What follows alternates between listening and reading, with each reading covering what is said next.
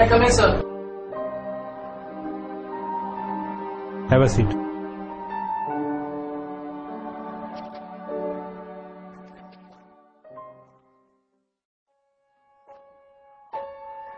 Science.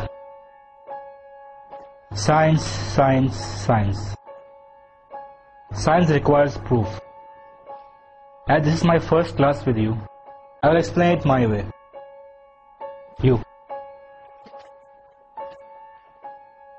You are a Muslim, right? Yes, sir. So you believe in God? Absolutely, sir. Is God good? Of course, sir. Is God all-powerful? Yes. My brother died of cancer, although he prayed to God to heal him. Most of us would attempt to help others who are ill, but God didn't. How is this God good then? You can't answer, can you? Let's start again, young fella. Is God good? Yes, sir. Is Satan good? No. Who created Satan? That's right. Tell me, son, is there evil in this world? Yes, Professor.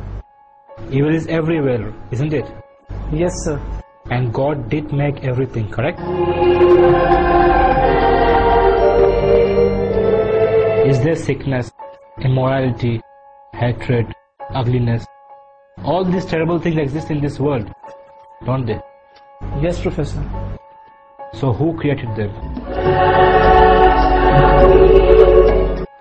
Science says you have 5 senses you use to identify and observe the world around you. Tell me, son, have you ever seen God? No, Professor. Tell us if you have ever heard your God. No, Professor. Have you ever felt your God, tasted your God, smelt your God? Have you ever had any sensory perception of God for that matter? No, I'm afraid I haven't. Yet you still believe in Him. Yes, Professor. According to empirical, stable, demonstrable protocol, science says your God doesn't exist. What do you say to that, my son? Nothing. I only have my faith. Yes, faith. And that is the problem which science has. Professor, is there such a thing as heat? Yes. And is there such a thing as cold? What kind of question is this? We all know there is cold. No, sir, there isn't. You can have lots of heat, superheat, mega heat, white heat, little heat or no heat, but we don't have anything as cold. We can hit 458 degrees below zero, which is no heat, but we can't go any further after that. There is no such thing as cold. Cold is only a word we use to describe the absence of heat. We cannot measure cold. Heat is energy. Cold is not the opposite of heat, sir, just the absence of it. What about darkness, Professor? Is there such a thing as darkness? Yes, what is night if there isn't darkness? You are wrong again, sir. Darkness is the absence of something. You can have low light, normal light, bright light, flashing light. But if you have no light constantly, you have nothing. And it's called darkness, Professor. In reality, there is no such thing as darkness. If it is, you would be able to make darkness more darker, wouldn't you? So what's the point you're trying to make, young man? Sir, my point is your philosophical premise is flawed. Flawed?